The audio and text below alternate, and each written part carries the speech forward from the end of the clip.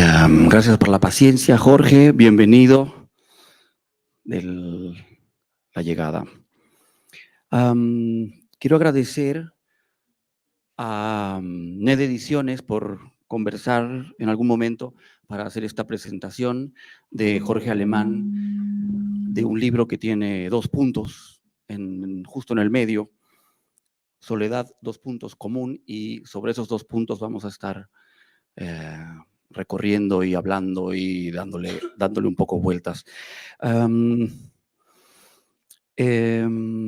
Jorge Alemán, quizá muchos de ustedes ya saben su trabajo, su recorrido. Para quienes no lo conocen tanto, es psicoanalista, escritor, poeta argentino, profesor honorario de la Universidad de Buenos Aires y de la Universidad Nacional General San Martín, Premio Fondo Nacional de las Artes del año 74. Su singular pensamiento se ha visto influenciado por sus vivencias repartidas entre Argentina y España y entre sus inquietudes políticas y el psicoanálisis lacaniano. Para abordar esta presentación y hablar sobre esos 2 puntos que hay entre soledad y común, estará acompañado por Adrià Porta Caballé y Alicia Valdés. Alicia es doctora en Humanidades por la Universidad Carlos III de Madrid. Su trabajo está en un constante proceso de transformación, aborda la resistencia y la subversión desde diferentes enfoques que permiten nuevas percepciones de la subjetividad, el cuerpo, las identidades y el deseo. Adrià Porta Caballé es investigador predoctoral en la Facultad de Filosofía de la UB, donde está complementando una tesis sobre el vacío en la democracia radical y es coorganizador del curso Crear Situaciones en el Centro de Arte Santa Mónica. Yo dejo a Adrià y a Alicia y a Jorge que continúen la sesión, y los libros se venden al final de la sala. Y Jorge, si la temperatura está bien, o nos puedes decir por cómo está. Bueno, está muy bien, y quiero agradecer en primer lugar a todas las compañeras y compañeros que han venido a la Casa de América, porque he estado en otras ocasiones en la Casa de América. He estado en otras ocasiones en la Casa de América, me parece que en otro lugar. Y aquí al compañero, tu nombre es Pedro, ¿no? Pedro, bueno, Pedro, muchísimas gracias. Y bueno, gracias de verdad por haber venido. Es que creo que se están solapando un poco, ¿no? Agarra ahí eso. ¿Sí?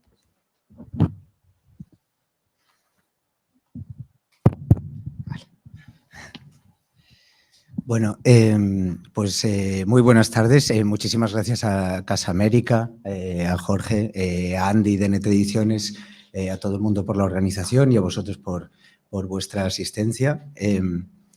Hoy tengo el inmenso honor de presentar junto a Alicia este libro, que es Soledad Común, que sinceramente creo que es el mejor libro de Jorge.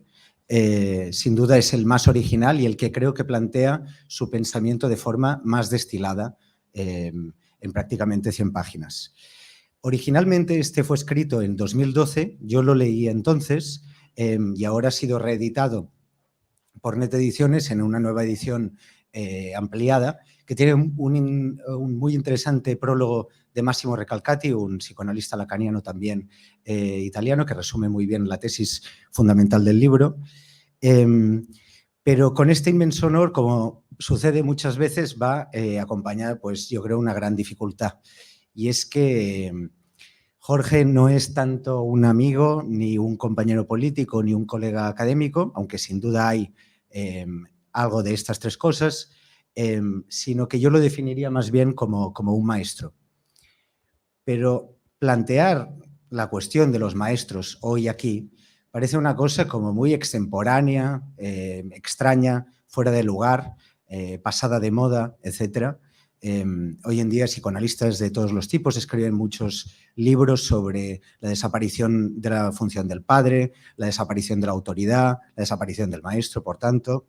Y de manera análoga, Mark Fisher, al final de Realismo Capitalista, introduce un último capítulo en el que desesperadamente llama a una supernani marxista para introducir algo de distancia o de educación o de autoridad para ir a otro lugar. Sin embargo, yo creo que seguimos necesitando modelos de conducta o maestros de vida y que, por ejemplo, la extrema derecha lo sabe bien y por eso nos inunda las redes sociales con un montón de reels y un montón de pretendidos modelos, como yo que sé, hoy en día son Llados o Andrew Tate o Jordan Peterson, que sí que intentan cumplir esa necesidad humana de tener pues, modelos de conducta o maestros de vida. Y creo, sinceramente, que reivindicar hoy la figura de un maestro, en sentido amplio, es un gesto lacaniano. Yo creo que una de las cosas que más se desprenden de la enseñanza de Lacan, y por esto siempre hablamos de enseñanza, es la revalorización que él hace de la palabra maître en francés y del rol que éste jugaría en psicoanálisis. No en vano hay un famoso libro de 1990 que justamente llama a Lacan le maître absolu. Ahora voy a entrar en cómo debería traducirse esto. La palabra maître en francés, que Lacan claramente no puede dejar de repetir una y otra vez para introducir en el psicoanálisis, tiene en realidad una doble acepción en castellano. A mí siempre me ha confundido esta doble acepción, sucede en las traducciones y me gustaría empezar despejándolo. Por un lugar, en castellano se podría traducir como amo, como en la dialéctica del amo y el esclavo, en Hegel, que pasa a Kojève, a cuyas lecciones Lacan asiste y así se introduce dentro de la experiencia analítica. Pero por otro lado, maître en francés también podría significar maestro, en un sentido más suave y banal, como venía yo ahora expresando, en tanto que maestro de una escuela, etc.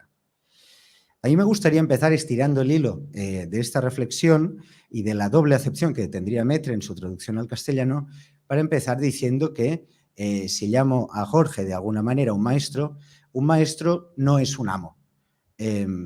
Y de hecho me parecen dos cosas completamente, diametralmente opuestas, completamente contradictorias, que hace bien el castellano en distinguir el maestro del amo. Y podríamos distinguirlas en tanto en cuanto, mientras que el amo siempre se sitúa en una posición de saber, el maestro, en cambio, como Sócrates, que no introduce la filosofía, que cuando introduce la filosofía se distingue de los sofistas, es decir, de aquellos que saben porque establece una distancia o un vacío frente a aquello que los otros se arrogan, podríamos distinguir un amo de un maestro porque uno sitúa en el centro su posición como sujeto, su puesto de saber, y el otro sitúa en el centro una posición de no saber. Y en este sentido creo que Jorge puede parecer un maestro, por lo menos por tres razones. En primer lugar, me parece que es una característica indispensable de un maestro que actúe como predique. Y yo creo que con este libro no nos estamos encontrando solo con una elucubración teórica, sino que la militancia política de Jorge Alemán atestigua que se están hablando de problemas reales, que tienen consecuencias políticas reales y que afectan realmente al mundo y a cómo intervenimos en él. Algo que, por ejemplo, me parece que critica justamente en uno de los muchos compañeros que aparecen en el libro, como podría ser Slavoj Žižek. En segundo lugar, me parece que también es una cosa a admirar de Jorge, que es plenamente consciente de las malas noticias, como él las llama en repetidas ocasiones, que el psicoanálisis trae a la política. Sobre todo la peor de ellas es que ya no puede aspirar a ninguna aspiración de totalidad, y esto sin duda es una mala noticia, al menos para cómo la política se ha venido construyendo desde el siglo XIX, pero a la vez creo que hace un esfuerzo por no caer en los mayores riesgos de aquello que podríamos denominar posmodernismo. Y por último, y en tercer lugar, más personal, yo cogí un profundo respeto por la postura de Jorge cuando, tras la muerte de Laclau en 2014, otro al que podríamos considerar gran maestro, que curiosamente murió en 2014 antes de ver nacer una fuerza política como es Podemos en España, que habría sido impensable sin su esfuerzo teórico. pude leer dos críticas principales que Alemán hacía a Laclau, que me parecían muy certeras y que he adoptado como propias desde entonces. Como van a circular, creo, un poco en la discusión, me gustaría decirlas. La primera es el reconocimiento de que no todo poder es una hegemonía. Por ejemplo, el capital es un poder, porque es un poder total. Es muy difícil hoy en día vivir en una sociedad que no sea capitalista. Sin embargo, no es un poder hegemónico en el sentido de que no le hace falta presentarse a elecciones o convencer culturalmente para ganar. Esta me parece una diferencia importante que nos podría llevar muy lejos. Y la segunda enmienda a la tesis populista es que para Jorge no puede haber un populismo que sea de derechas. Es decir, y si nos fijamos bien en el discurso de Le Pen, que muchas veces es planteado en los medios como un discurso populista de derechas, lo que ejerce como significante amo que organiza todo su discurso no es tanto el pueblo como lo es la nación. En este sentido, hablar del pueblo implica hablar de una indeterminación, de una apertura que nunca acaba de cerrarse en las demandas que puede incorporar, que la hace de alguna forma necesaria o intrínsecamente progresista. Estas dos críticas, como digo, me parecen completamente acertadas y las he hecho mías y propias desde el momento en que las leí. Y aparte marcan la relación como maestro que a mí me gustaría establecer en esta presentación con Jorge. No alguien como que supuestamente sabe, sino como alguien que educa a la vez que hay que criticar y que hay que preguntar. Por esto, en lo que sigue, voy a hacer 3 o 4 preguntas a Jorge sobre el libro que tenemos. La primera, ligado con lo que acabo de decir, es si estas críticas o enmiendas a Laclau serían enmiendas parciales o enmiendas a la totalidad. Es decir, en el libro se menciona muchas veces a Laclau como un compañero, como alguien con quien se comparten presupuestos teóricos, pero teniendo en cuenta sobre todo que el libro fue escrito en 2012 y que ahora estamos en 2024 y sabiendo cuándo te preocupa, como seguro a nosotros, la victoria de Milei en Argentina, sabiendo que muchas cosas han pasado, sobre todo en el terreno de la extrema derecha, ¿es la teoría populista tal y como nos llegó? ¿Necesitamos un nuevo paradigma, un nuevo marco teórico o vale con hacer determinadas actualizaciones y adaptaciones al que hay? Y si hay que hacer esto segundo, ¿cuáles serían? Valga todo esto, intentaré no alargarme mucho, para introducir al autor. Ahora me gustaría introducir al libro que tenemos entre manos. ¿Cuál es la tesis fuerte de Soledad Común? La pregunta fundamental que yo creo que se hace Jorge es ¿qué compartimos los seres humanos entre nosotros? Si uno es esencialista, eso es muy fácil. Hay que buscar una cualidad, una propiedad, un atributo que compartamos todos nosotros, bien podría ser la razón, bien podría ser cualquier cosa, la raza, la clase, el género, y a partir de ello hacer una comunidad universal. Como Jorge es antiesencialista, explica que la única posibilidad que le queda es el hecho de que lo único, y esto es extremadamente paradójico, lo único que tenemos en común es que estamos profundamente solos. De esta manera, Alemán introduce una falta en el corazón de la comunidad. La comunidad no sería tan entendida como un deseo positivo de estar juntos, como un contrato social positivo que hacemos los unos con los otros, sino para organizar una negatividad radical, que es el hecho de que todos estamos solos. Me recuerda a Schopenhauer cuando decía que el amor no es tanto querer unirse al otro, querer juntarse, como hacerse compañía en la soledad. Y esta tesis fuerte la resume perfectamente, yo creo, Massimo Recalcati en el prólogo, cuando dice que el común no es la masa, porque la masa, como el comunismo marxista o la comunión católica, pretende saldar la hendidura ontológica de la ausencia de relación, mientras que es precisamente esta hendidura lo que constituye eso que los seres humanos comparten. Y en este preciso momento me gustaría hacer también la segunda pregunta. Claramente en el libro se expresa muchas veces la intención de que esta soledad perforada desfunde, desustancialice o sea la causa ausente de la comunidad. Sin embargo, podríamos preguntarnos, ¿es el proyecto realmente posfundacional? Es decir, ¿va más allá de buscar un fundamento último a la comunidad? ¿O se está planteando la soledad como un nuevo fundamento de esta comunidad? Está claro que la soledad es un fundamento extraño, es una especie de falta que la comunidad no tiene, pero uno podría hacerse la pregunta de si se está poniendo la falta, el vacío, la castración, la imposibilidad como un nuevo fundamento.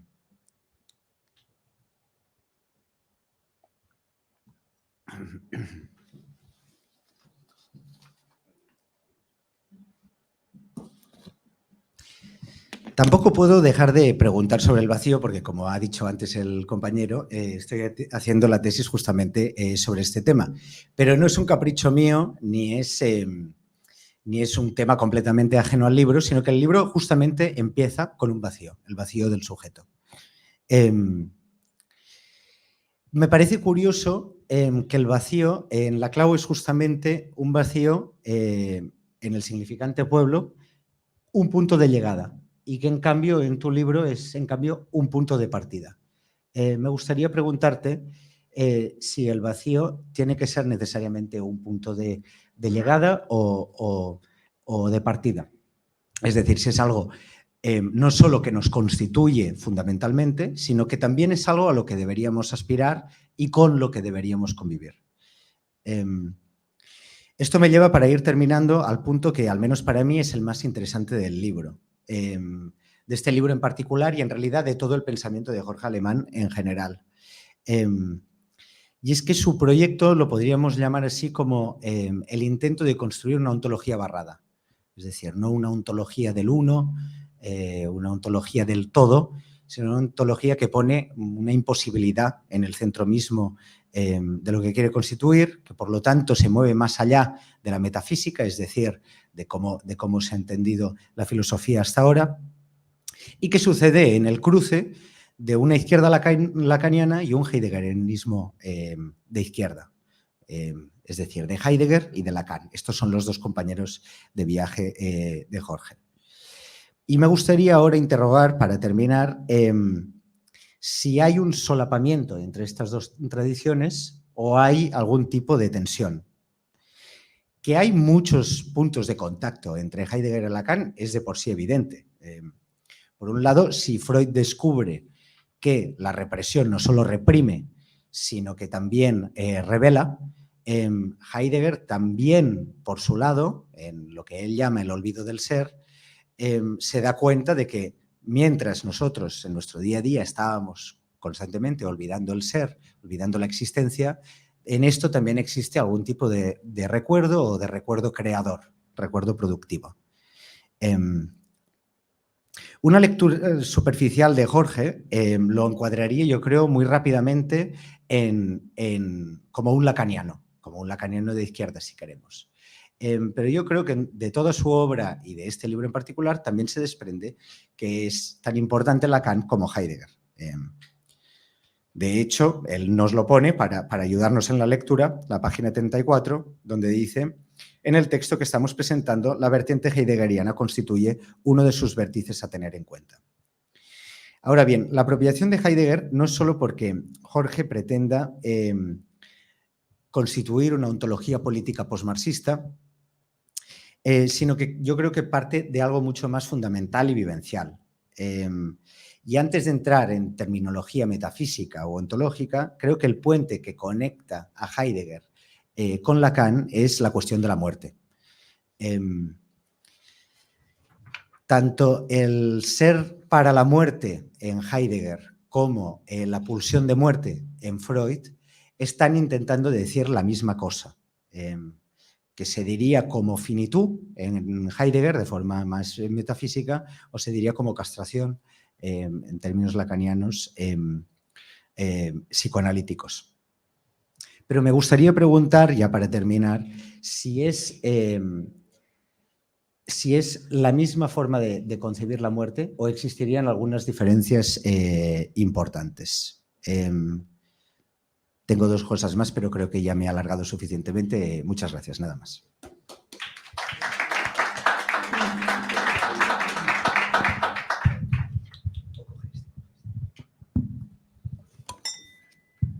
Bueno, muchísimas gracias, Adrián. La verdad que, bueno, para mí es un honor lo que has dicho del maestro. Yo siempre, en la Argentina, en los barrios populares, a veces te dicen maestro.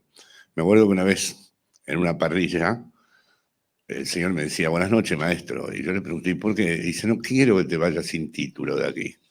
Y bueno, ese nombrar al maestro entre la ironía y algo que adviene en la vida es algo que valoro muchísimo cuando alguna amiga o algún amigo evocan los mismos términos que lo ha descrito Adrián, no como una referencia a una acumulación académica del saber o una cantidad suficiente en el ridículo, sino porque en algún momento hemos tenido algún encuentro y algo se ha podido transmitir.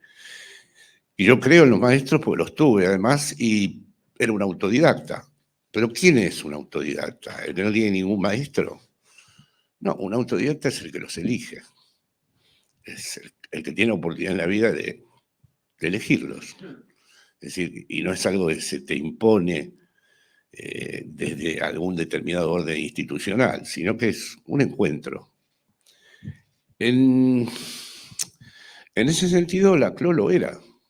Tuve la suerte, la enorme suerte, tuve hasta antes de que se muriera, 2 días antes con él, de que todas estas cuestiones que evocó Adrián yo se las formulaba, porque él conocía es verdad, yo no soy un lacaniano de izquierda, sino intento formar parte de algo que trata de construir una izquierda lacaniana, es algo distinto. Es buena esa precisión y él sabía que yo, tratando de tener a Lacan de por medio, de hecho él a veces me preguntaba qué le parecía a los lacanianos tal o cual cosa que él había sostenido en la razón populista, donde el texto sí tiene una presencia fuerte de la referencia a Lacan. Yo ahí arriesgué en varias ocasiones que su pasión por dar cuenta de lo político en términos ontológicos lo llevó a un proyecto muy potente y por lo tanto no quiso considerar esta cuestión que Adrián señaló. Yo le decía que iba a ser un error entregar la palabra populismo a la derecha y considerar, por ejemplo, a Le Pen, ahora al monstruo, no quiero nombrar, al monstruo que está en Argentina, bueno, en fin, al que está acá, bueno, es decir, porque esta distinción que recordó Adrián entre poder y hegemonía me sigue pareciendo clave. Cuando cada vez que Ernesto decía hegemonía neoliberal, a mí ahí se me presentaba un problema. Es decir, el neoliberalismo tiene una serie de dispositivos que además aceleradamente se han venido transformando, mientras que una lógica hegemónica no deja de ser una lógica que no está construida con los algoritmos, es una lógica simbólica, es un intento de articulación de elementos heterogéneos donde el vacío juega un papel determinante. Es decir, es una lógica que en ningún momento puede clausurar el vacío, ni en ningún momento se puede totalizar, e incluso esa lógica hegemónica tiene como uno de sus términos más privilegiados el término dislocación, que es el hecho de que una estructura comienza, es la pregunta de Adrián, dislocada. Eso está en el comienzo y en el final, tiene la temporalidad del psicoanálisis, donde el ello era el sujeto debe advenir, o la lacaniana, lo que habré sido para lo que estoy llegando a ser. Una comunidad sin vacío está destinada a lo peor, a volverse una comunidad de individuos, y una comunidad de individuos deja de ser comunidad. Es poner a trabajar a los individuos bajo los mandatos de los dispositivos neoliberales. Mi terror con Argentina es que este tipo logre volver a ese lugar una suerte de conjunto de individuos. Hoy me acaban de mandar una encuesta fatídica. O sea, no termino de... Como si no, tal vez por una cuestión ya de mi edad, ¿no?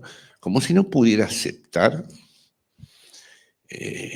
después de las travesías en las que participé en aquel país, mantengo una relación permanente, vivo entre Madrid y Buenos Aires, no pudiera aceptar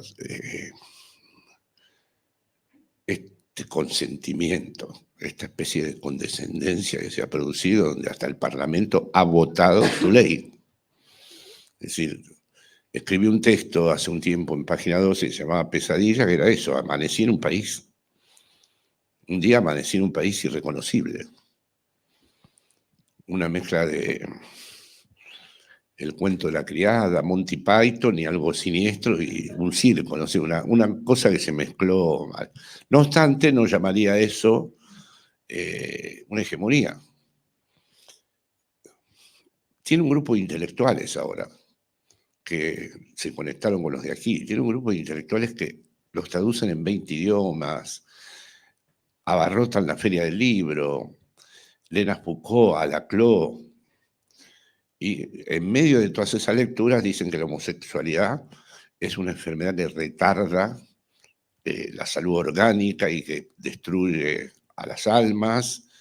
Por supuesto, el aborto es un asesinato, por lo tanto no hubo además tampoco dictadura en Argentina, no hubo robos de bebés.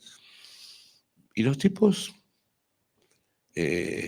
son como unos nuevos, no sé cómo llamarlos, pues, intelectuales no, porque había intelectuales de derecha, como los hay aquí en España, pero esto es un engendro monstruoso nuevo, donde se divide citando a Laclau, a Foucault, burlándose de lo que ellos llaman los zurdos, los progres. Bueno, en fin, es todo un tema, pero sin embargo yo no veo allí en marcha, por supuesto que siempre lo discuto, y sabía que para Ernesto la palabra populismo tenía un peso que no era fácil de llevar. Conté hace poco en mi Facebook una conversación en la que estaba presente entre Bátimo y Laclau en las Islas Canarias, donde Bátimo, ya habiendo ingresado al cristianismo, le dice, ¿para qué sigues usando la palabra populismo? Y él, que era un laico radical, Ernesto, yo nunca le conocí ninguna referencia a eso, le dijo, bueno, nosotros como los primeros cristianos besamos la cruz del tormento. Y de allí su definición de haberse identificado de una manera clara con esa palabra. Enmienda a la totalidad, no. Yo actualmente no estoy en una situación de poder enmendarle la totalidad a ninguno de los pensadores que leo. Simplemente me ocurre algo que tal vez pueda uno debilitarlo, que es que me dejo contaminar mucho por cosas que leo, pero la verdad que tampoco me identifico del todo con ellas. No tengo... hay bastantes cosas de las que sostuvo Ernesto en La razón populista, Chantal también, que me parecen siempre a considerar. Leo a los nuevos filósofos que también están... Es decir, hay un problema en relación al proyecto de emancipación de tal magnitud y está atravesado por imposibilidades, digo imposibilidades, admitiendo que dichas imposibilidades pueden constituir, no son solo un aspecto negativo, sino la lógica interna del problema. Que yo no puedo enmendar la totalidad a nadie, pero sí admito el peso, y ahora ya le paso la palabra a Alicia, que Freud, Heidegger, Marx y Lacan son mis cuatro. Es decir, las cuatro cosas o pensadores o los jinetes del apocalipsis o lo que sea, que en un momento dado me revelaron algo que para mí sigue estando presente.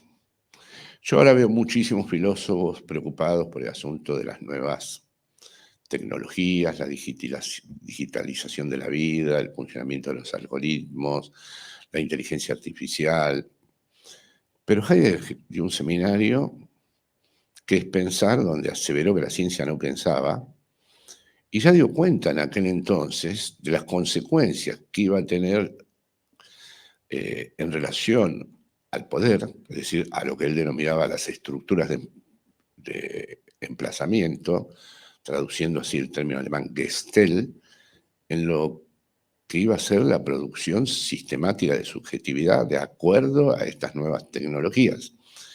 ¿Qué le pasa a estos nuevos filósofos en su mayoría? Que hablan de la digitalización del mundo, el poder que tienen los algoritmos, la subordinación que vamos a tener cada vez con más intensidad a voces que proceden de aparatos, etcétera, etcétera.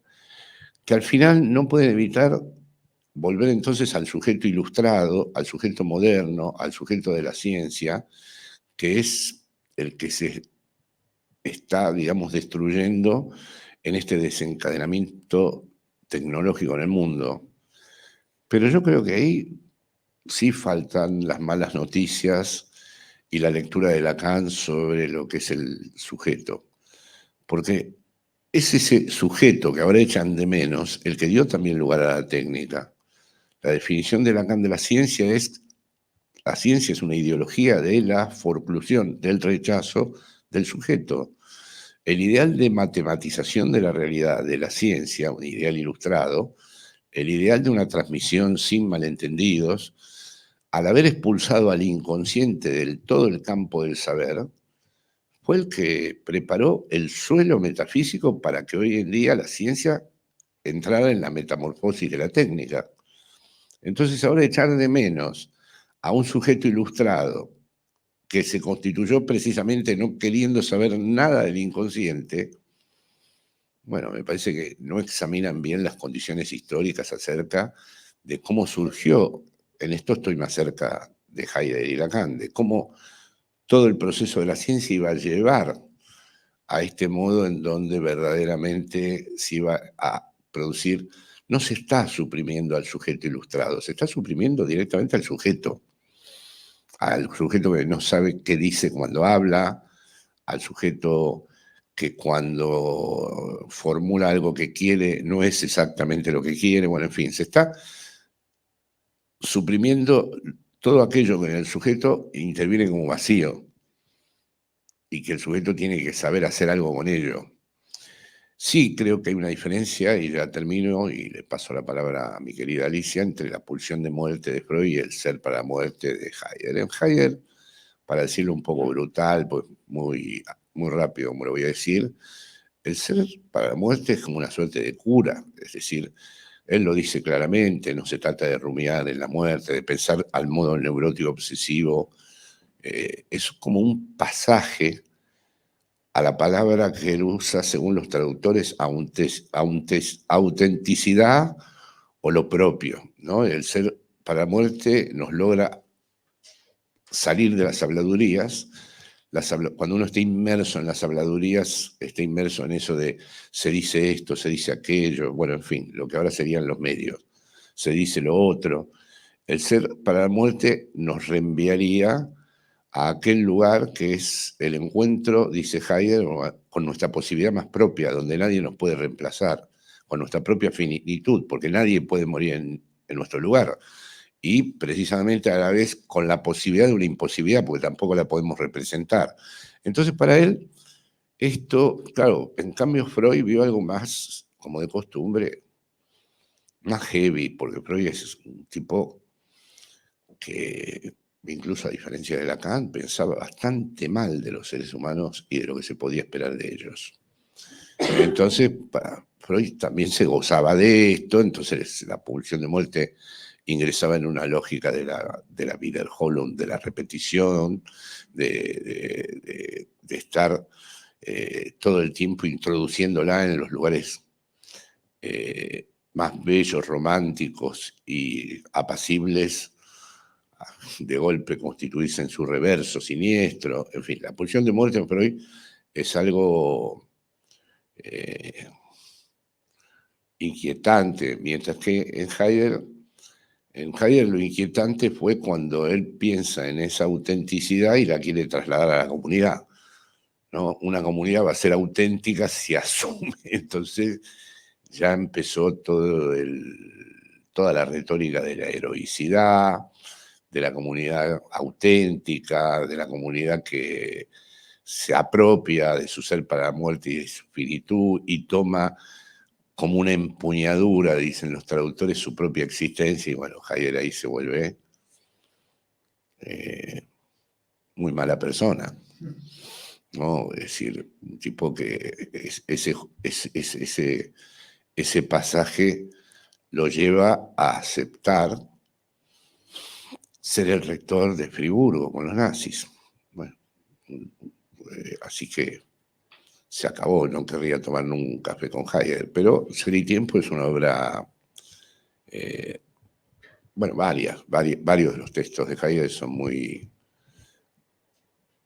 y tienen, como dijo Adrià, muchas conexiones con Lacan. Los franceses son muy vivos en esto, es decir, el estructuralismo se constituyó de entrada en un repudio al existencialismo. El existencialismo fue una variante ya un poco pobre de Heidegger, pero dejémoslo pasar, pues Sartre era una gran personalidad. Era también un novelista, era también un ensayista. Y entonces el estructuralismo entró en esa batalla en la época en que todavía las corrientes intelectuales decían algo que debemos celebrarlo, ¿no? Porque no conocemos ya nada parecido. El estructuralismo dijo, no, se acabó el existencialismo, esto, lo otro. Entonces, todo el mundo consideró una verdadera novedad la división del sujeto, por ejemplo, en Lacan. Pero si uno lee a Heidegger, no hay ningún sujeto que se pueda unificar nunca. También está tachado.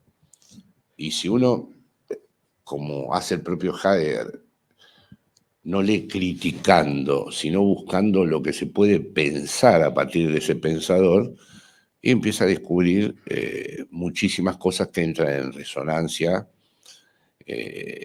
con lo que el propio Lacan después ha formulado, ¿no?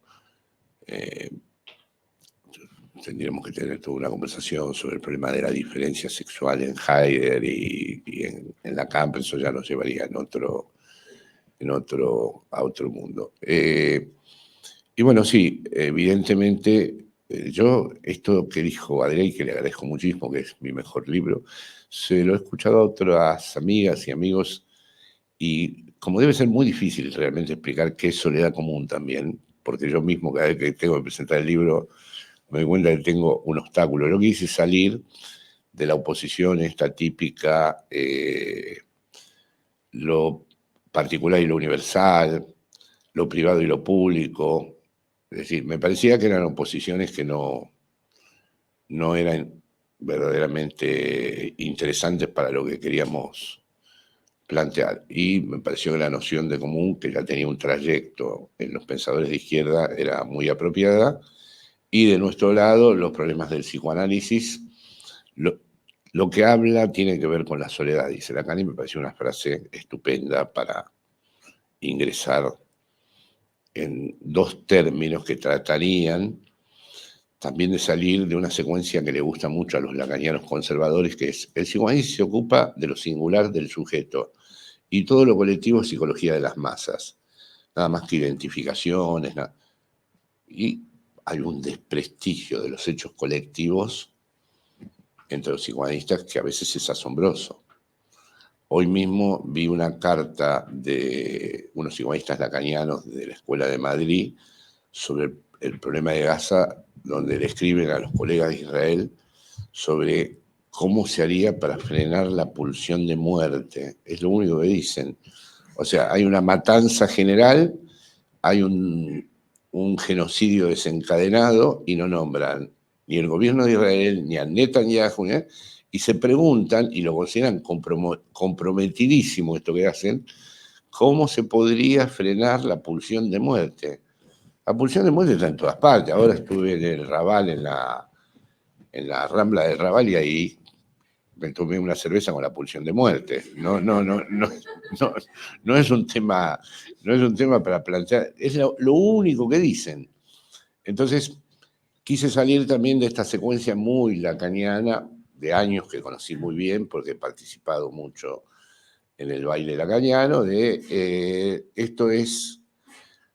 no, psicología de las masas es una versión muy importante de lo colectivo, es una versión donde Freud demuestra que se puede, que las propias categorías del aparato psíquico pueden ser trasladadas a lo colectivo, y de allí psicología de las masas.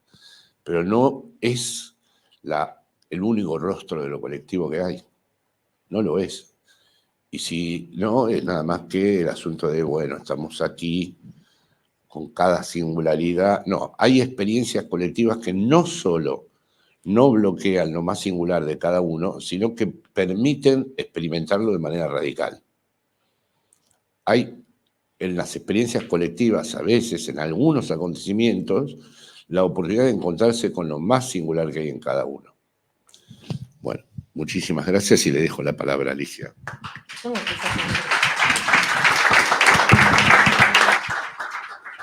Andy, ¿cómo vamos de tiempo? Más ahí, ¿no? Regulín, regulaca. Vale. Bueno, yo voy a intentar ir un poco rápido de todas maneras para que, bueno, para asegurarnos de que tengáis tiempo para preguntar, porque si no, al final, yo creo que vosotras tendréis tantas preguntas como tenemos nosotras a la hora de presentarlo. Y bueno, ya no tengo que justificar en ningún caso por qué puedo llamar yo a Jorge maestro o no, pero bueno, aparte de maestro, es un amigo muy querido y siempre es un placer coincidir para lo que sea y para presentar libros también. Yo quería contaros una cosa, voy a ir un poco como mucho más quizás a lo político que otra cosa. Quería contaros lo que me sucedió cuando me puse a releer el libro. Jorge me regaló el libro una noche en Buenos Aires, no sé si te acuerdas que estábamos con Yago tomando un café, y cuando me puse a releerlo hace un par de semanas, no lo había vuelto a tocar desde que llegué de Argentina, me encontré un papel dentro.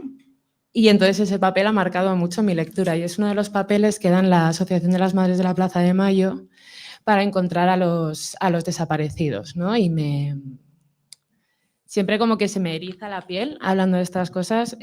Para mí Argentina es un país que me ha enseñado muchísimo, al que tengo muchísimo amor y muchísimo respeto.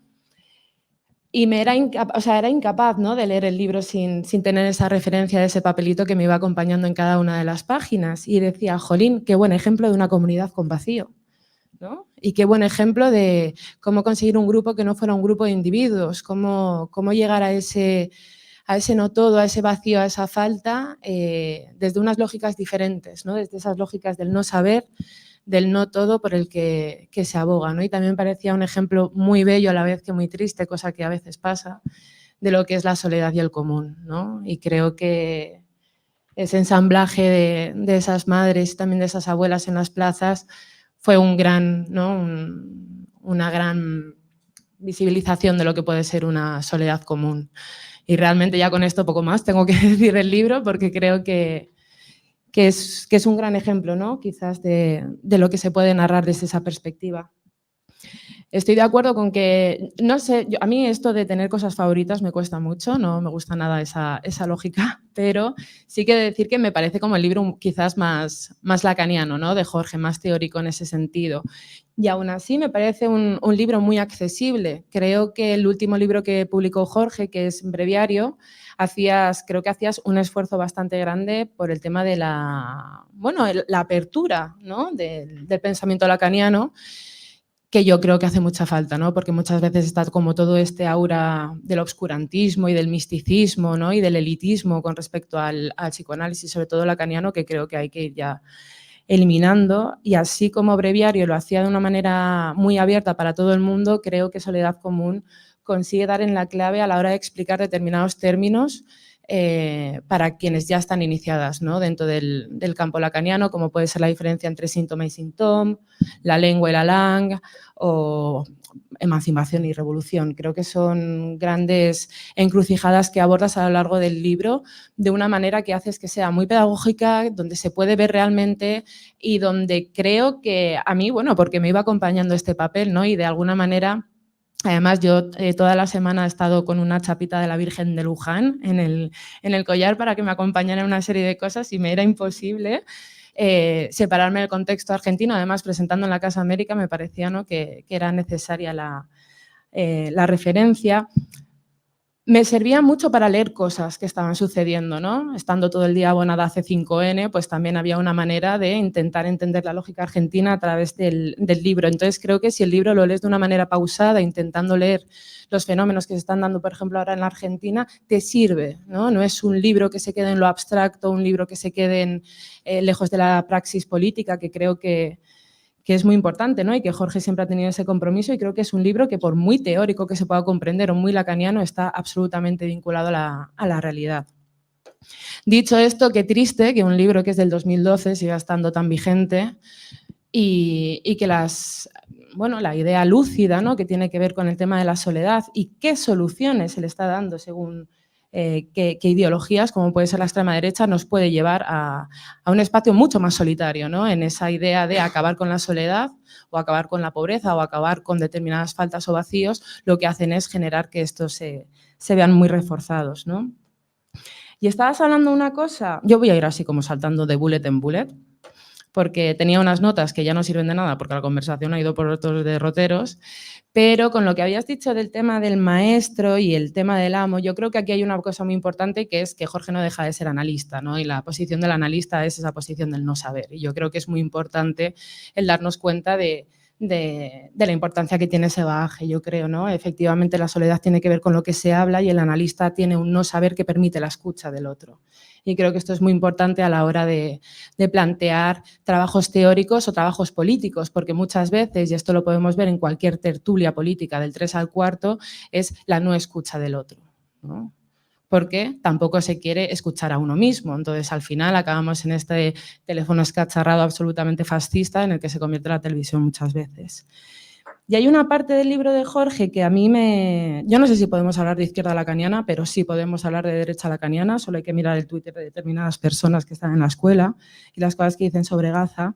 Y hay una parte que tienes en el libro en el que dices, bueno, esta idea de la época del otro que no existe, ¿no? Yo esta frase la he escuchado muchísimo en determinados espacios lacanianos que puedo considerar más bien de derechas, ¿no? Que es como, bueno, aquí hay una volatilidad, ¿no? Ya no existe un padre, aquí no hay una norma, y creo que Jorge aborda muy bien esta cuestión en el libro, cuando dice, bueno, lo que hay es otro tipo de otro, ¿no? Y ahí es cuando Jorge mete la idea de la técnica y del capital a la hora de poder mirar el otro, ¿no? Es decir, bueno, ahora quizás no hablemos de padre, podemos hablar de jefe, o podemos hablar del empresario de sí mismo, que es incluso más triste, ¿no? Entonces, creo que son maneras diferentes de entender esto, que creo que todavía hay muchísimo rechazo a las lógicas que intentan trabajar desde el no todo, incluso desde aquellas que deberían trabajar desde el no todo, ¿no? Es decir, ¿cómo puedes hacer una crítica tan fuerte a que se quiera quitar determinadas posiciones de poder, ¿no? O cómo no eres capaz de ver que otras se están montando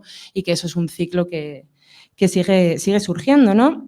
Y ahí me venía también el tema de las redes sociales, cuando lo estabas mencionando, porque yo también trabajo mucho el tema de, bueno, fachosfera, machosfera, y cómo esto tiene su relación con la política. No hay más que ver la foto de Elon Musk, Karina Milei y Javier Milei. Quiero decir, aquí lo que estamos viendo es que todas aquellas personas que dirigen redes sociales, que pensaban, bueno, y se sigue pensando, ¿no?, que las redes sociales o que Internet o que determinados empresarios están muy lejos de la política, estamos viendo que no. Solo hay que preguntar a la gente que vive en Jujuy, ¿no?, y ver cómo está cambiando su vida, cómo está cambiando su posibilidad de vivir en sus territorios, simplemente porque un tío quiere comprar Jujuy para quedarse con el litio, ¿no?, para hacer coches eléctricos que luego están subvencionados en Europa, todo esto.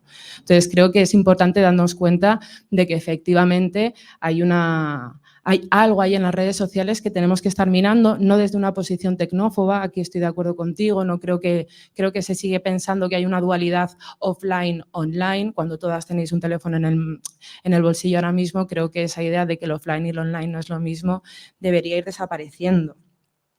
Y es verdad que yo creo que hay muchos nuevos amos y que muchos de esos nuevos amos funcionan en redes sociales, ¿no? Y cuando Jorge estaba diciendo, yo a esta gente no los llamaría intelectuales, a mí lo que me ha venido a la cabeza es, son creadores de contenido. Son los grandes intelectuales orgánicos de Gramsci. sea, el creador de contenido, que es creador de contenido ideológico y de contenido político, ahí es donde estamos viendo esa organicidad. No los llamaríamos intelectuales porque no crean aquella cosa que hemos llamado, ¿no?, o que hemos considerado que es intelectual, pero son generadores de un contenido, creadores de un contenido que al final está teniendo una apuesta muy fuerte, ¿no?, y una imposición muy fuerte en determinados sectores poblacionales, y aquí hay que traer a colación el hecho de que en Argentina se puede votar con 16 años y que el grosso de los chavales, chicos mayores de 16, menores de 30 que votaron, ya sabemos a quién votaron, ¿no? Entonces creo que estos son también datos que tenemos que traer y empezar a hacer otro tipo de análisis político donde esté la visión de género necesariamente, donde esté la visión de la edad y donde también esté el papel de las redes sociales, y hago hincapié en esto, en que no hay que tener tecnofobia y no hay que tener miedo a Internet. El problema de Internet es que hay 4 pavos que lo han privatizado y se han montado unas redes sociales y unas plataformas privadas donde están todo el rato sacando dinero y que tienen una serie de algoritmos que funcionan como funcionan. Pero vamos, que Internet es un sitio maravilloso por otro lado.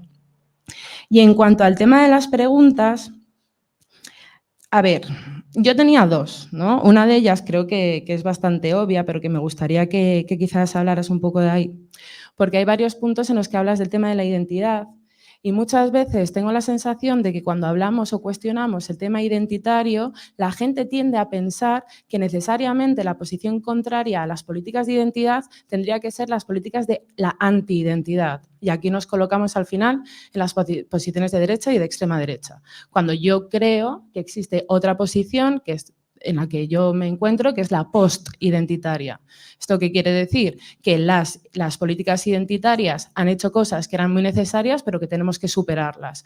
¿Por qué? Pues lo estamos viendo aquí con muchas de las leyes que se suponen que son progresistas. La ley trans no abarca a sujetos no binarios y la ley trans no abarca a sujetos que están en situaciones irregulares administrativas, ¿no? Por ejemplo, esto sería un ejemplo, es decir, la identidad ha de ser superada, pero no por ello se deben de negar, ¿no?, las cosas que han sucedido antes. Y quería saber cómo te sitúas tú también en esa apuesta postidentitaria o antiidentitaria.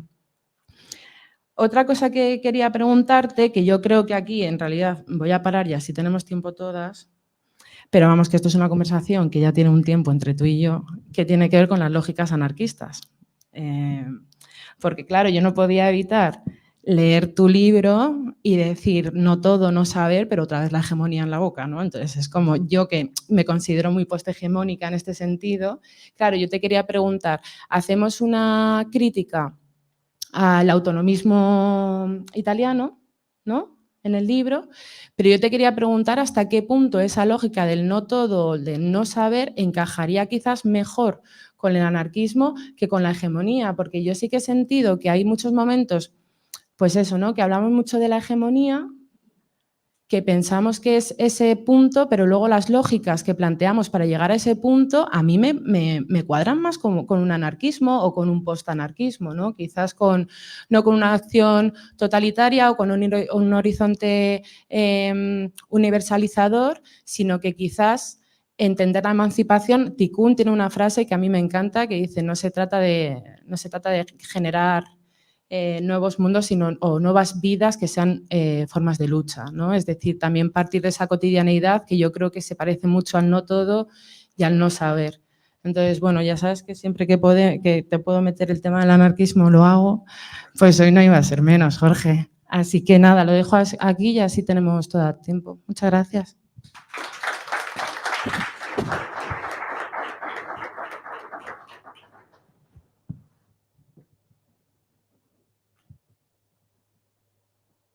Bueno, muchísimas gracias, Alicia. El anarquismo que se me presentó en mi primera juventud hace mucho tiempo atrás, estoy hablando hace mucho, no rechazaba la violencia. De hecho, nosotros tenemos un anarquista famoso. ¿No rechazabas tú la violencia o el anarquismo? El anarquismo. Yo tampoco. La revolución no rechazaba la violencia. Eso después nos llevó a todos un debate tremendo, precisamente por la aparición de las madres, porque ellas constituyeron una comunidad desde otra lógica Y entonces empezó el tema del no matarás entre todos nosotros, porque en la época de la revolución se podía matar por la revolución. En primer lugar, porque se estaba dispuesto a morir por ella. Y teníamos Severino, uno de los grandes anarquistas argentinos, a principios de siglo, se fue con una bomba e hizo volar a uno de los militares. ¿Qué pasa? Que yo con estos creadores de contenidos, el otro día lo hablaba con los amigos sin nombrarlos a no. Yo tengo unos cuantos amigos que ya los nombran, yo no los puedo nombrar. Los tipos te insultan. La estrategia de los tipos es la siguiente. Vos te sentás a hablar y te toca hacer de progre idiota que intenta argumentar. Mientras el tipo te dice que no hubo bebés robados, que las madres son todas unas locas de mierda. Lenguaje Videla, que... Entonces yo le decía a mis amigos, claro, lo que pasa es que no nos podemos plantear matarlo. Pero en realidad, este era el típico caso que hubiéramos dicho, está ahora aquí el tipo dando un seminario, además, porque le preparan a Milei toda la... Era el típico personaje que en los 70 estaba para considerar hacer justicia con él. Es terrible esto, no saben todo lo que nos llevó después elaborar. Entonces, la violencia revolucionaria no era violencia, era justicia.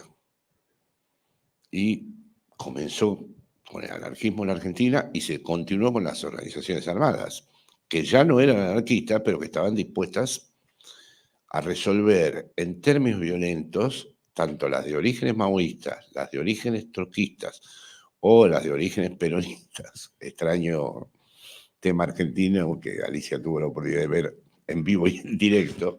Ya ven que habló de la Virgen de Luján, son primeros signos que empiezan a aparecer. Estaba el asunto de matar. Yo puedo asegurar cabalmente, pues conocía a muchas y a muchos que ninguno tenía una gran pasión por matar. O sea, lo primero era más bien una lógica sacrificial, era morir.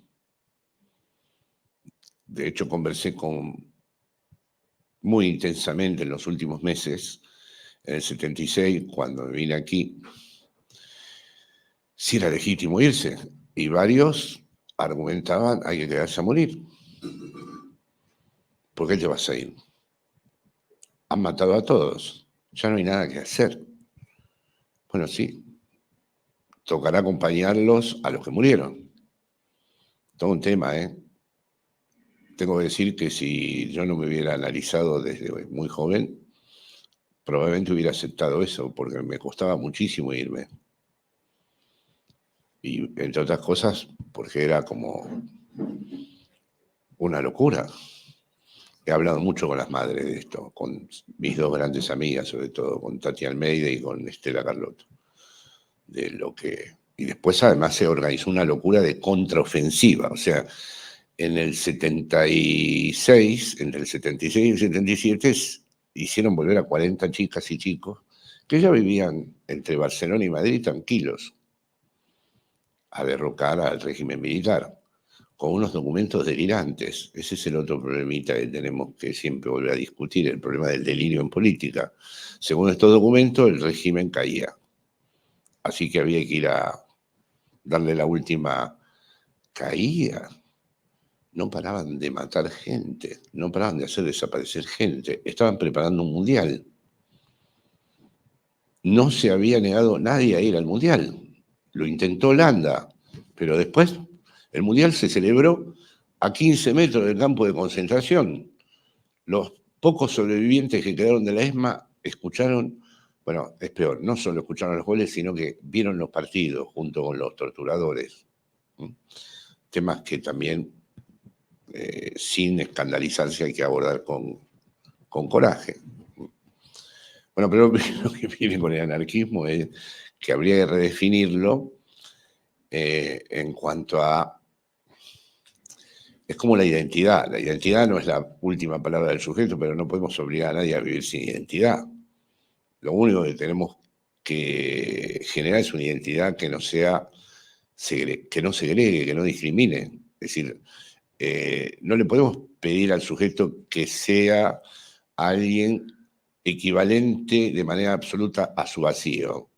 No, bueno, todos tenemos un imaginario del que disponemos para organizar eso que llamamos el conjunto de nuestras identificaciones.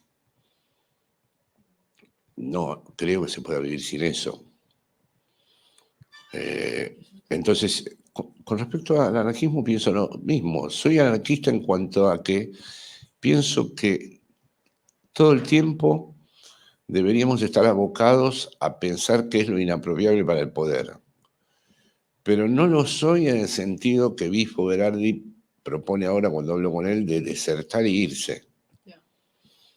Es decir, que se está imponiendo mucho, ¿eh? Ya tengo un montón de amigos que me dicen, no, me dijo la masa madre, me alquilé una casa en la Sierra de Madrid, todos militantes que me dicen en Argentina lo mismo. Y con Argentina gana de decir, bueno, sí, miren, si quieren a Milei, métanselo en el orto y yo me voy ya a partir de ahora a... Es decir, entramos en un tiempo tan sinuoso y tan horrible, esto desde España tal vez no se perciba, pero hoy mismo en el taxi, en la estación, intenté hablar con un joven de la situación política de aquí y estaba yo con un tirabuzón tratando de arrancarle, era de aquí, por eso dije, tengo la oportunidad de ver a uno de aquí, y no quiso mucho. Yo dije, pero ¿quién va a ganar? Haciéndome un poco, no voy a entrar en el problema de soledad común, no. Era, bueno, ¿quién va a ganar? ¿Quién? Costaba, le costaba, como diciendo, esto no me interesa nada, me estás obligando a responder por unas cosas que carecen de interés. Con mis amigos solemos hablar con bastante frecuencia de que probablemente todo lo que hacemos ya carezca de interés para la mayoría de la gente. Y que la época del mundo en donde lo que hacíamos nosotros tenía una mínima importancia, por eso yo agradezco infinitamente que se haga esto, ¿no? Porque muchos de mis amigos, sobre todo los que están organizando la gran deserción de Bifo, que me dicen, mira, Jorge, no va más esto. Nos vamos a la costa, nos vamos según los gustos, a la sierra, a la costa, campo, empezar a volver a la naturaleza.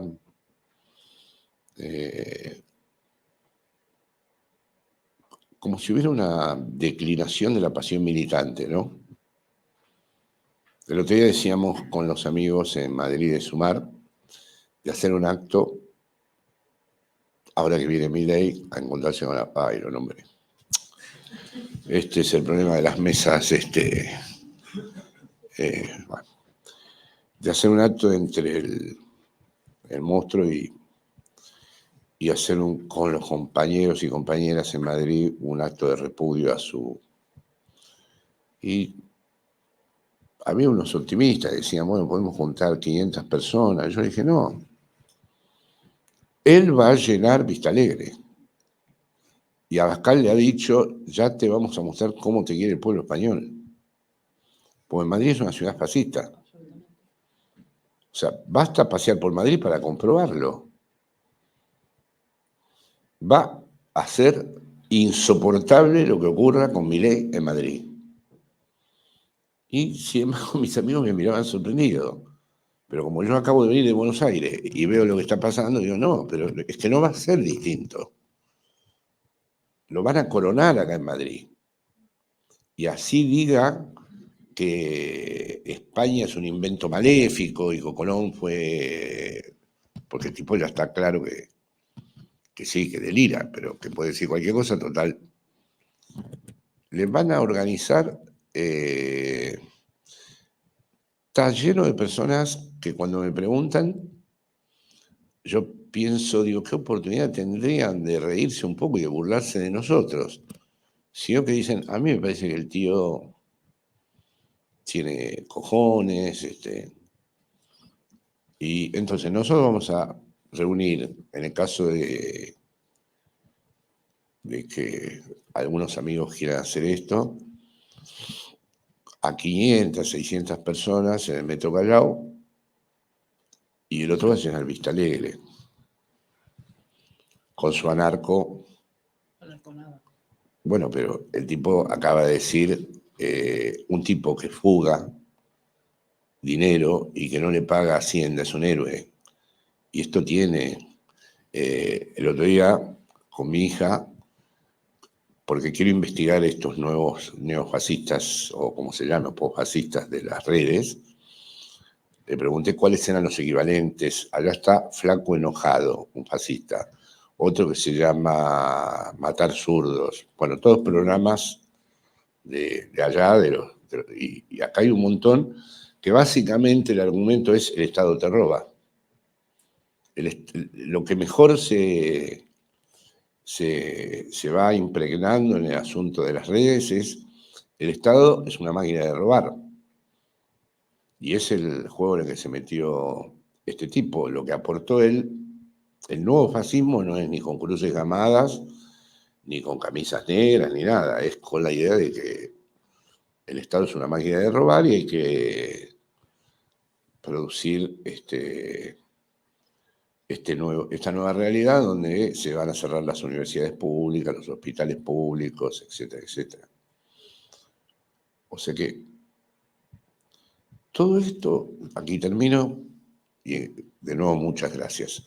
Es una pregunta acerca de si aquellos tipos que pensaban que la violencia era un lugar para transformar el discurso político, ¿qué razones tenían? Es decir, esas razones no es que haya que volverlas a reproducir. Estoy leyendo de nuevo todo lo de Lenin y lo de Trotsky, que sobre esto discutieron mucho.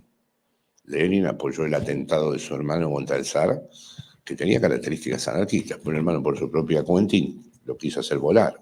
No le salió y lo mataron al hermano y al grupo que en 1910, y Lenin dice, sin este atentado no se hubiera producido octubre, no hubiera habido revolución.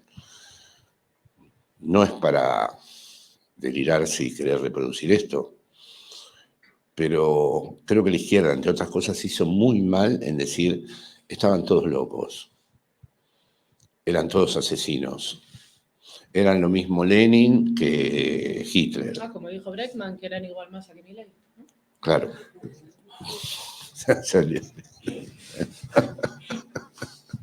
Bueno, muchísimas gracias.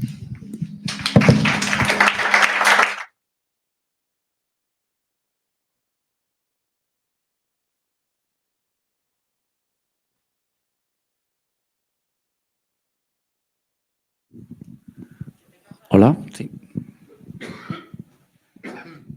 Hola, buenas tardes, buenas noches. Jorge, hace unos meses atrás, cuando todo este experimento recién empezaba, escribiste en uno de tus artículos un título que no era lo insoportable, sino que era el deseo.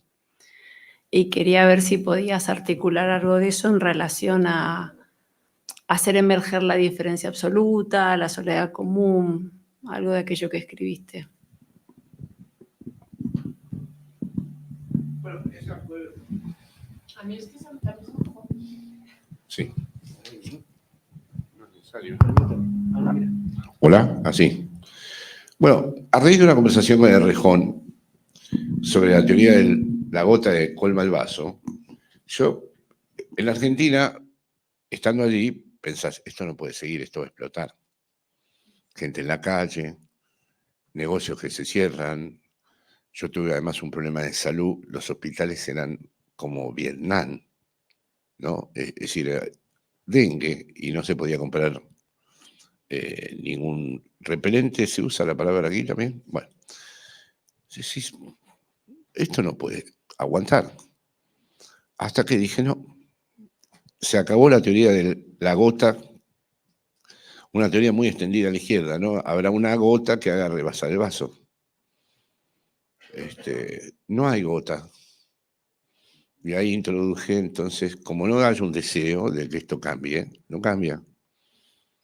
Ya tendrían, si fuera desde la lógica de lo insoportable, si fuera desde el punto de vista de aquello que le están haciendo pasar al pueblo ese, hace rato le tendría que haber explotado. Es decir, hay muchísima gente que no solo se quedó sin trabajo, sino que no tiene a dónde acudir para algo alternativo, un trabajo negro. Es decir, no existe algo que todos me decían, esto no lo van a soportar, esto no se va a soportar. Bueno, se soporta. Y se soporta y se soporta cada vez más.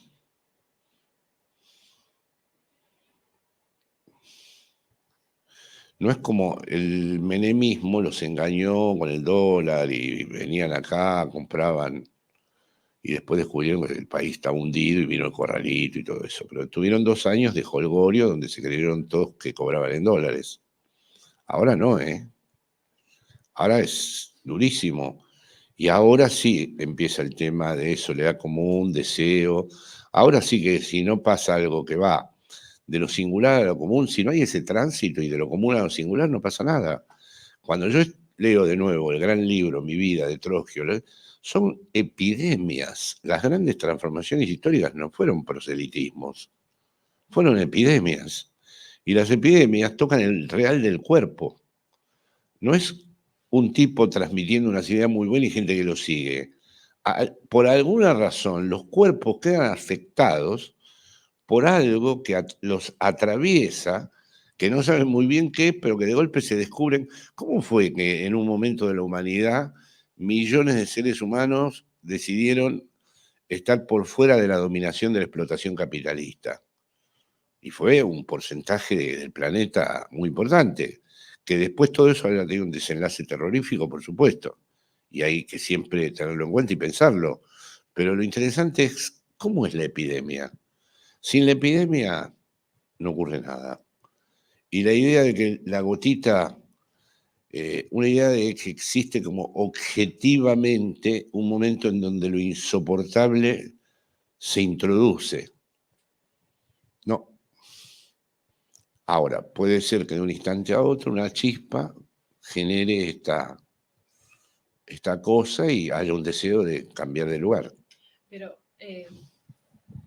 una cosa que me estaba recordando, lo que estás diciendo es una cita que yo apunté, porque precisamente yo creo que el deseo es muy importante, ¿no? Hemos hablado del malestar en la cultura de Freud, y a mí me gusta mucho la última frase del texto, donde dice hacia dónde irá la cultura, si al tánatos o al eros, ¿no?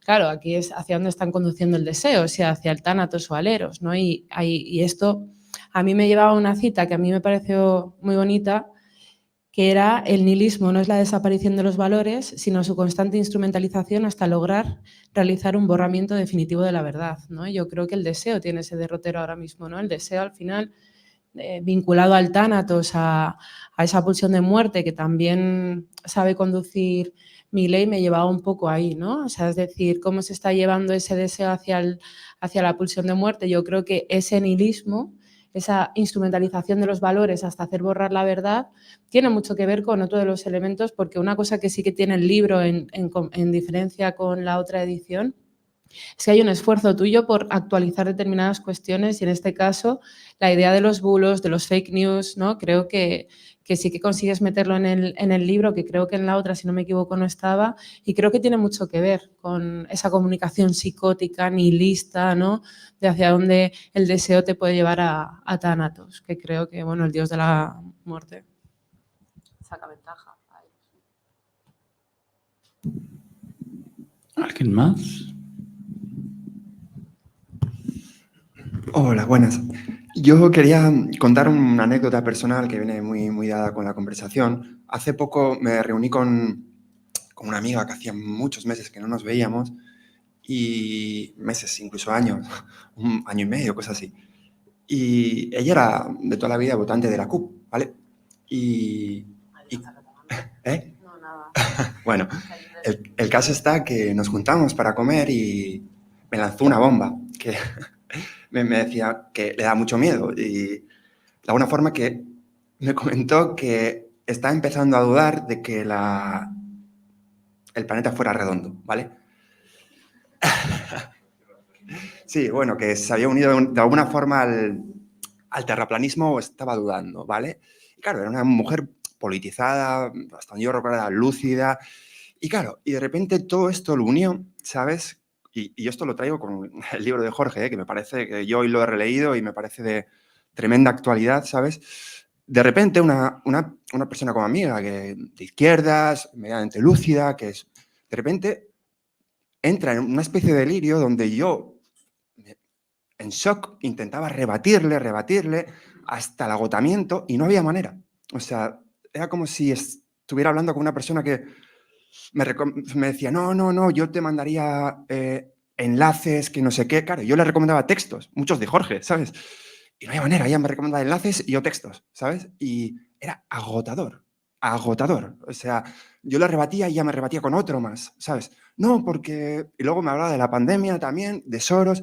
Y hay un momento en que una persona supuestamente de izquierdas, o sea, había comprado, o sea, por momentos parecía Milei hablando. Luego me habló, obviamente, de lo mismo, que me mandaba vídeos de YouTube para demostrarme que el Estado nos robaba, que ella estaba muy equivocada.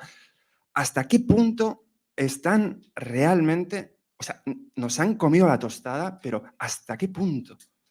Hace poco también una mujer, pues en una fiesta se me acercó, yo tenía un ensayo de filosofía y una fiesta de día, y me puse a leerlo sentado con una cervecita tal, y se me acercó y me dice, ¿qué haces?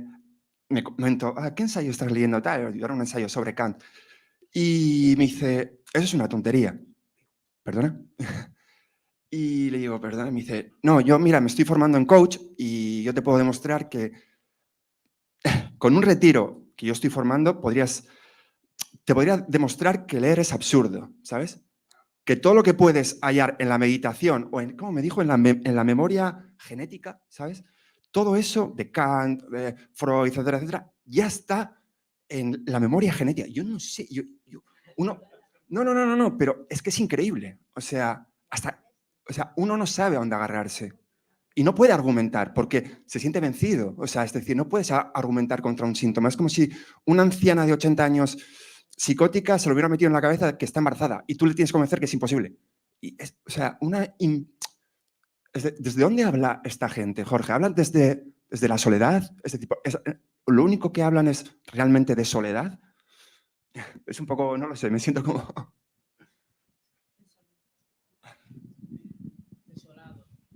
Yo no creo que hablen desde la soledad exactamente, porque es un delirio que se pensó. Yo me acuerdo en plena pandemia, me entero de que la librería central vende libros y vas con él. Y entonces atravesé la Gran Vía y percibí en directo que había un montón de señoras y señores diciendo cualquiera, o sea, en términos argentinos, diciendo cualquier delirio.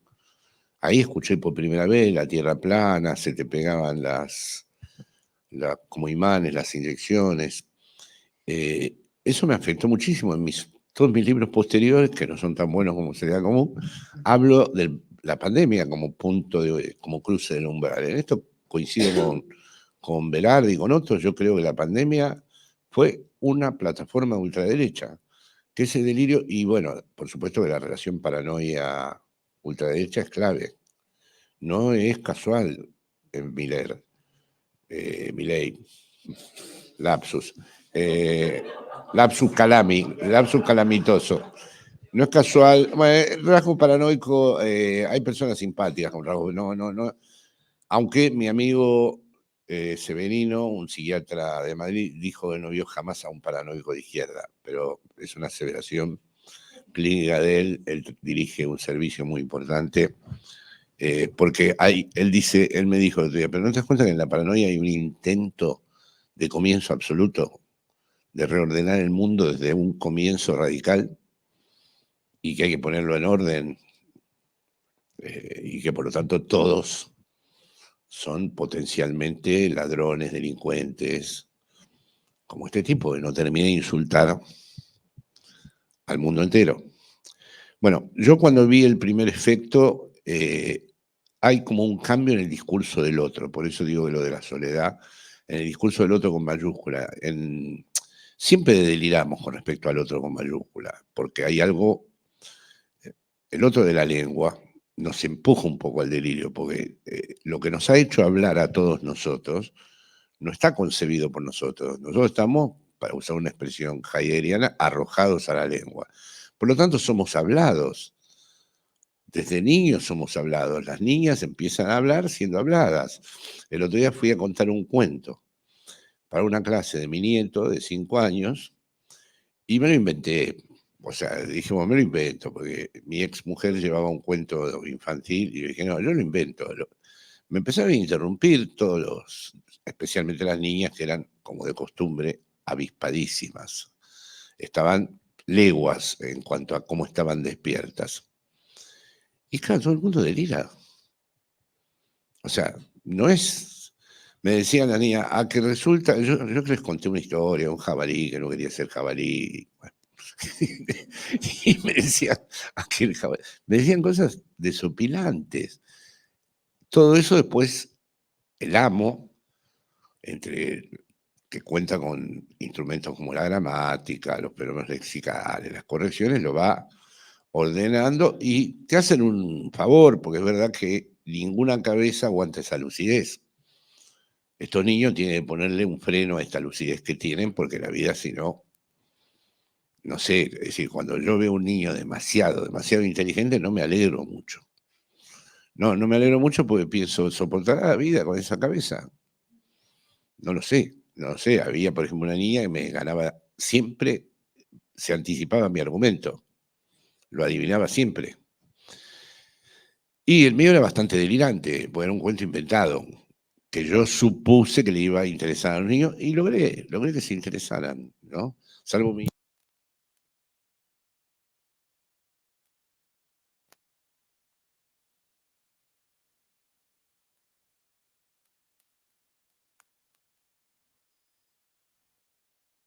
a lo que dices, que es...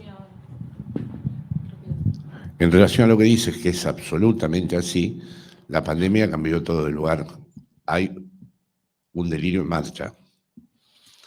Acá en Cataluña yo creo que no lo perciben con tanta nitidez, pero por ejemplo, afiches en Madrid, PSOE ETA, un neologismo, ¿no? Con la cara de Sánchez con manos ensangrentadas, como Sánchez siendo la ETA. ¿Cómo podríamos antes saber? Y hay un montón de gente convencida. Es verdad que no tiene el mismo efecto que la Tierra es plana, pero hay un montón de gente que quiere que la ETA continúa. ¿Y qué hizo el UCM con el PSOE?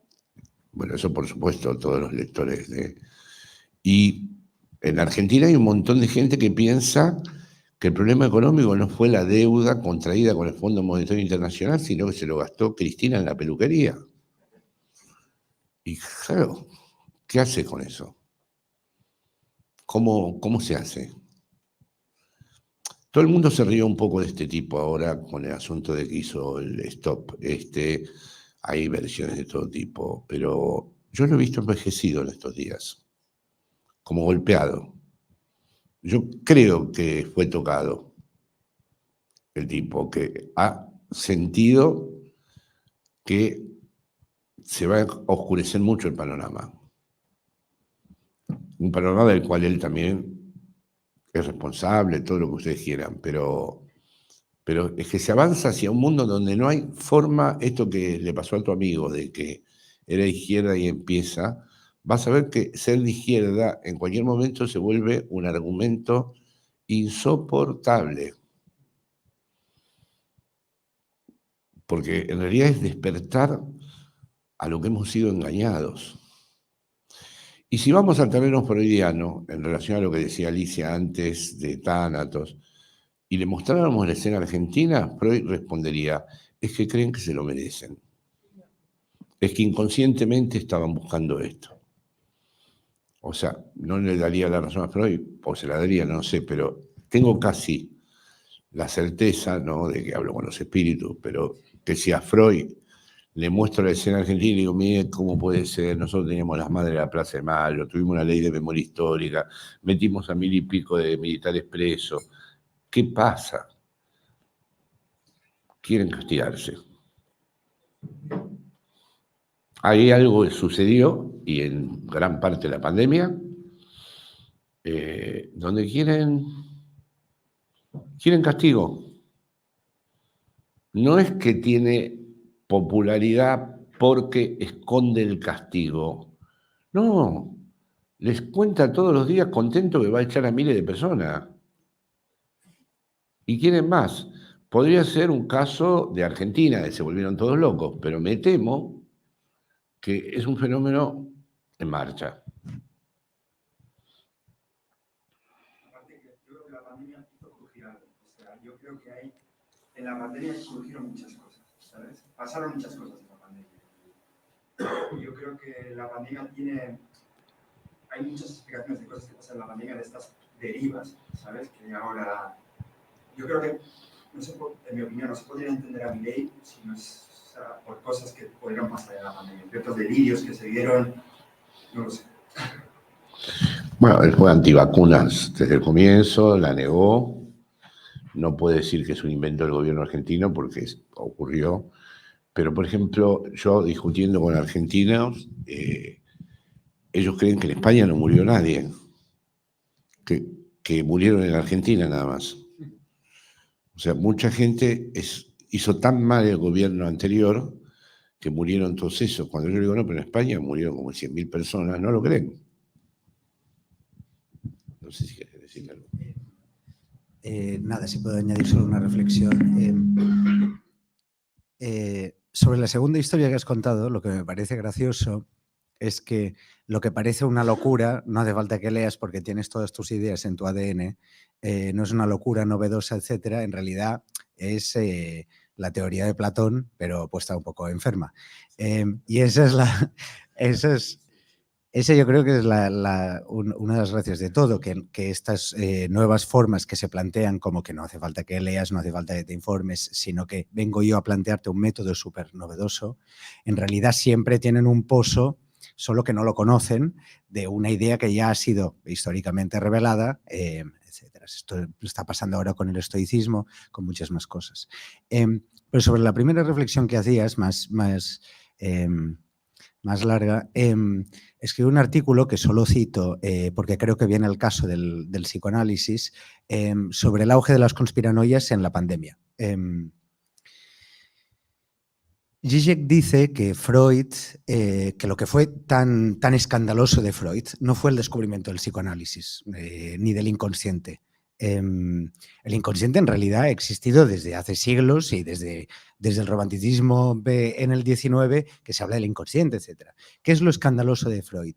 El hecho de que descubra que el inconsciente no es un misterio, un abismo oscuro que no sabemos cómo va, sino el hecho de que tiene una lógica y que él te la explica. Es decir, este sueño que tú crees que es medio premonitorio, que crees que viene de un abismo que está dentro de ti, no, es un deseo inconsciente que quieres pasar la represión. Tiene 3 métodos: la condensación, el desplazamiento y la sobredeterminación. Esto se junta con el preconsciente y da esto. Eso es lo escandaloso, la creencia de que tenemos tendencia a pensar que hay otra cosa completamente irracional con la que no podemos hablar ni lidiar políticamente, cuando la gran enseñanza de Freud es que incluso el inconsciente tendría algún tipo de lógica o algún tipo de razón. Por eso también el libro de Laclau se llama La razón populista. Entendido esto, creo que hay una forma de hablar con tu amiga que se ha hecho, que cree que la Tierra es plana, que simplemente que las razones a las que atiende pueden no ser las razones a las que tú estás acostumbrado, o que es otro tipo de razón, otro tipo de lógica. Entonces, mi propuesta es que cuando hay que hablar con este tipo de gente, siempre que no sea un completo psicótico, delirante, es hacerse cargo de esta persona, ¿por qué está diciendo esto? No la razón racional. ¿Cuál es la razón irracional por la que está diciendo esto? Quizás necesita creer que la Tierra es plana porque desconfía profundamente de los expertos. Quizás necesita creer que la Tierra es plana porque eso es un sentimiento de grupo que la calma. Quizás necesita creer que la Tierra es plana porque eso la hace sentir especial frente al resto. Y quizás si se ataca más esa razón inconsciente, se soluciona antes el problema que decirle, mira, es que la Tierra no es plana porque hay un experto que lo ha dicho y ha hecho cálculos, etcétera, etcétera. La razón es plural y hay que tender a muchas razones, y creo que eso también es lo que hay que hacer con los movimientos de extrema derecha cuando plantean soflamas que aparentemente son irracionales, pero que tienen una determinada lógica e irracionalidad.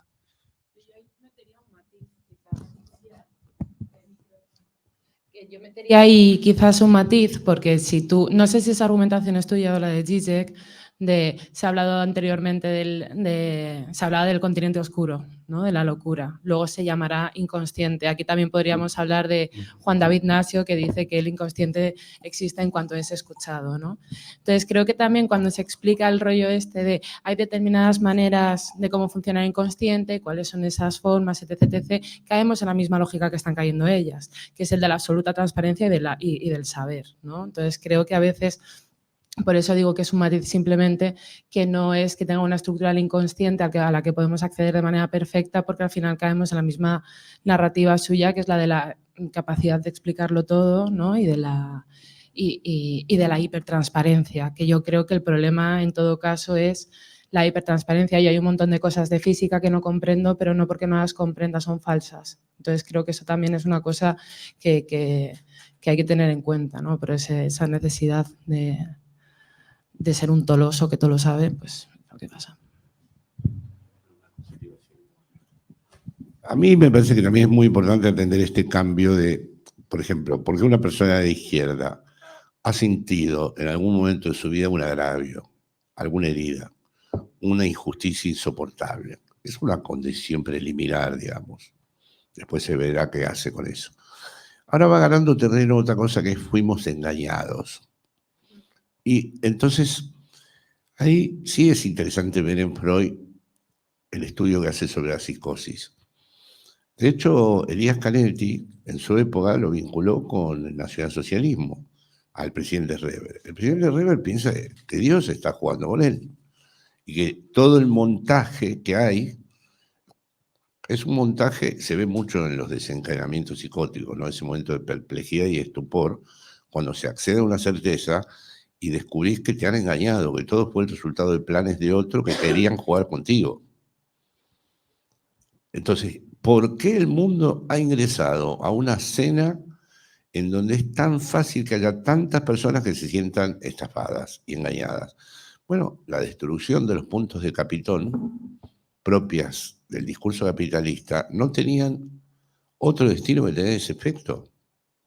Es decir, el hecho de que ya nadie pueda reconocerse en una historia, que nadie pueda leerse a través de un legado, que no haya simbólicamente nada que articule realmente un lugar para un sujeto, empieza a dar como resultado delirios, que la ultraderecha encuentra, como la ultraderecha también nace de modo delirante, porque es como un cuestionamiento, es decir, no hubo guerra, pero hubo asesinos comunistas. Es decir, ahí hay una operación que no es tan simple para pensar en términos exclusivamente ideológicos como se entendía la ideología tradicionalmente, y por eso yo he propuesto examinar fantasma e ideología como dos caras de una misma frontera, digamos, en una relación porosa entre los dos ámbitos.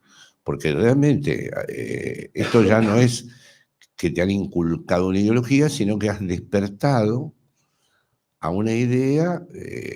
Yo tengo dos sobrinos que por suerte no son de derecha, son anarquistas los dos, pero los dos piensan lo mismo, que nos han estafado con las vacunas.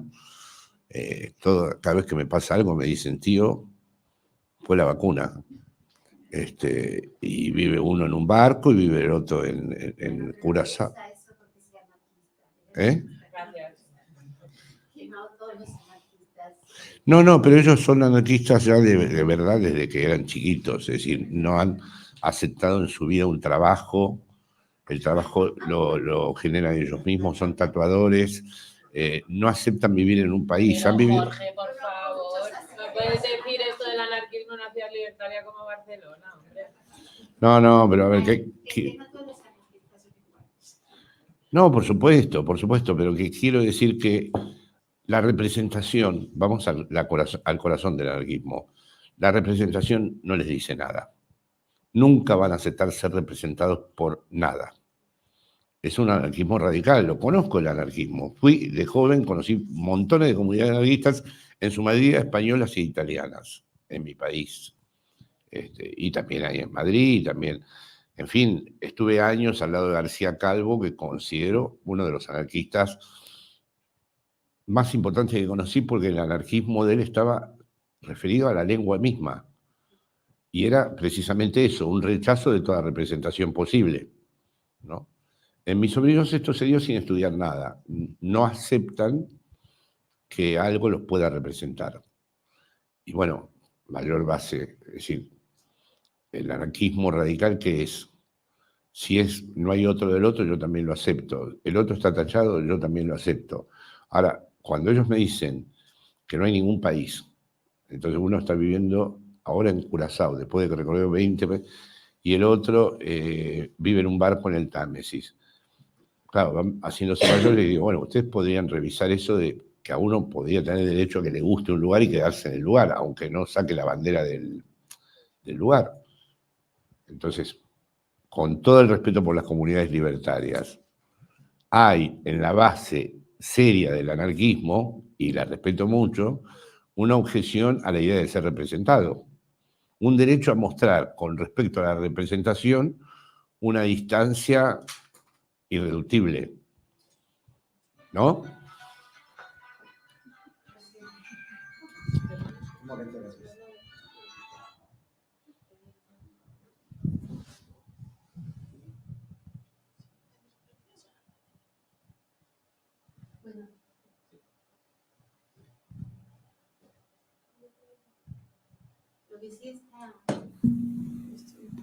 Hola.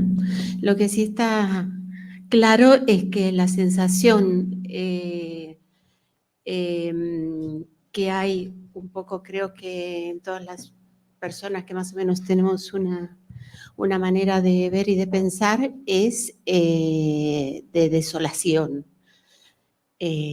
con respecto a lo que está sucediendo y a los posibles a suceder, ¿no? Porque estamos en una realidad mundial muy complicada donde vemos que no hay límites, digamos, que un Estado como el de Israel en este momento está haciendo lo que se le da la gana y no tiene ninguna consecuencia, o que en cualquier momento, bueno, todo se va cayendo. Entonces, esa sensación me parece que es muy, pero muy peligrosa, y que es imperioso que encontremos maneras de tejer redes en las cuales sostenernos, porque pareciera como que todo estuviese condenado al fracaso, y bueno, yo al menos individualmente me niego, me niego a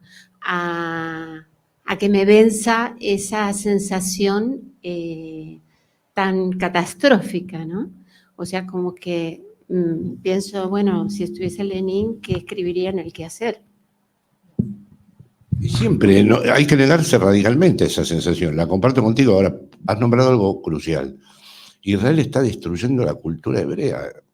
Sí, imagínate, uno de los grandes puntos de Capitón fue la reflexión que todos nos vimos obligados a hacer sobre la Shoah, sobre el Holocausto. Que ahora eso también entre. El otro día lo hablaba con amigos míos judíos a los que les cuesta criticar, porque han tenido abuelos en los campos, padres en los campos, bueno. En el caso argentino es muy común esto. Y les cuesta criticar a Israel. Y yo les decía, sí, pero se está destruyendo uno de los núcleos simbólicos más importantes de la historia de Occidente.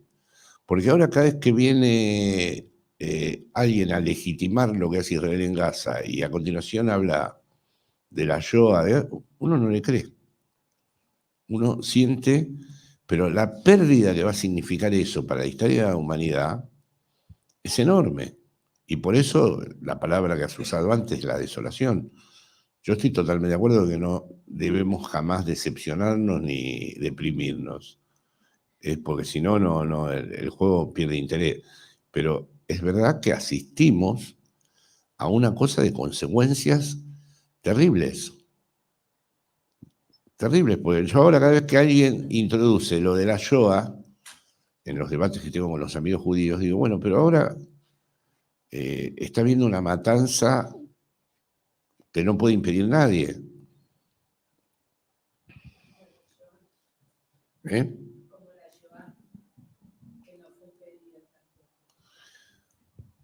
Bueno, de última perdieron. A ver, no fue impedida porque la matanza fue bestial, pero se les puso un tope, se les puso un límite. En el 45 perdieron y bueno, pero se los detuvo. Ahora es como que no se lo daba un voto. Sí, por supuesto, totalmente de acuerdo. Que no se entiende, bueno, que es una repetición. No, yo no creo que sea lo mismo, ¿no? Yo admito que hay diferencias, pero es verdad que el tiempo histórico en el que vivimos... No, que yo admito que hay diferencias entre cada uno de los episodios históricos, pero lo que demostró la pandemia, para volver al tema, es que el discurso capitalista tiende a mostrar que nada puede ser detenido. Es decir, hay miles de cosas que ya se saben que si se cumplen van a tener consecuencias. Los argentinos no saben que si ahora se quedan sin el gas, sin el litio, sin el petróleo y hacen desaparecer todo lo que es público, les espera un mundo, no ven Latinoamérica, no puede decirse que sea en términos de la ideología clásica, una especie de falsa conciencia donde no ven la realidad. Creo que ese es el problema que nos interesa pensar. No eso de no se ve la realidad, no se ve lo que ocurre. Es un argumento ahora ya muy limitado. Es decir, hay que pensar que sí se ve. Y sin embargo, no se impide. Bueno, muchas gracias. Tendríamos que ir cerrando. No sé si hay alguien que quiera hacer algún comentario más. ¿Algún comentario o alguna pregunta para terminar? Bueno, muchísimas gracias, Jorge, Adrià, Alicia.